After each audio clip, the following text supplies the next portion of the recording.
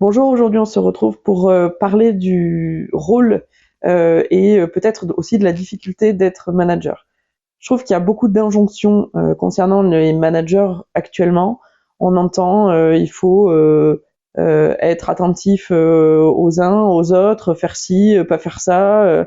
Il y a beaucoup d'injonctions sur les soft skills, sur faire ci, pas être comme ça. Waouh, je trouve que c'est particulièrement difficile. Et j'aimerais aujourd'hui vous proposer peut-être autre chose pour prendre un petit peu de distance aussi sur ce rôle de manager, pour vous protéger aussi. Les managers aujourd'hui dans l'organisation ont un rôle absolument central, ça c'est certain, et particulièrement difficile. On a effectivement des chiffres de santé mentale concernant les managers qui sont plutôt alarmants, et on a une perte de sens pour les managers dans leur quotidien. Le système évolue rapidement, nous sommes dans des organisations qui vont très vite, la temporalité s'est considérablement accentuée, tout va très vite, on a un système juridique, économique, social qui est tellement rapide que pour un manager, se retrouver dans tout ça, c'est parfois un petit peu compliqué. Et le manager se retrouve en plus entre l'organisation, les injonctions données par l'organisation, les injonctions données par le collectif d'individus ou les individus, et c'est besoin à lui. Donc il va se retrouver au milieu de tout ça, un petit peu avec des injonctions dites contradictoires, et parfois c'est compliqué.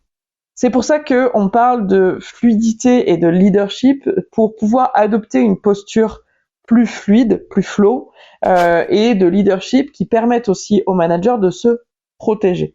Le premier élément qui vous permettra d'avoir cette posture fluide, c'est justement la prise en considération de la complexité. Le leader est au centre d'un univers dit complexe, entre l'individu, le collectif d'individus et l'organisation.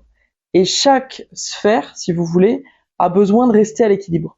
Le premier des trois sphères va être l'organisation, et cette organisation, l'organisation du travail, mais aussi la politique de l'entreprise ou de l'organisation, de la structure dans laquelle vous êtes, va avoir besoin d'être à l'équilibre et évidemment répondre à un objectif commun.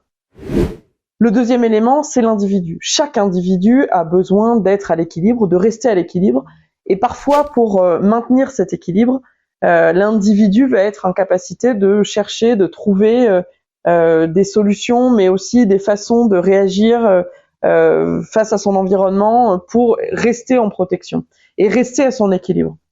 Et ensuite, le troisième élément, c'est le collectif d'individus qui, lui aussi, a besoin de rester constamment à l'équilibre avec des éléments sociaux qui vont maintenir cet équilibre collectif. Donc, chaque sphère a son propre équilibre et chaque sphère va répondre à l'autre sphère, puisque l'individu va modifier le collectif d'individus et le collectif d'individus va lui-même modifier l'individu. Et l'individu va modifier l'organisation qui va modifier l'individu, et il en est complètement de même entre, évidemment, l'organisation et le collectif d'individus. Donc, effectivement, vous êtes au cœur de ce triptyque qui va évoluer les uns par rapport aux autres, et en plus qui va devoir répondre aux éléments externes, directs et plus ou moins indirects, et ça amène un système qui évolue constamment. Et vous, en tant que leader, vous êtes au cœur, au centre de ce système. Mais vous voyez bien que vous ne pouvez pas tout contrôler. Et c'est pour ça qu'on parle de mouvement, parce que le mouvement, c'est la poussée. J'essaye d'orienter, de proposer un mouvement, en sachant qu'à tout moment, je ne peux pas tout contrôler. Donc, je donne ce qu'on appelle une poussée dans le mouvement. Je vais essayer, tenter, comprendre telle sphère et aller orienter le mouvement en fonction des éléments que j'ai en compréhension.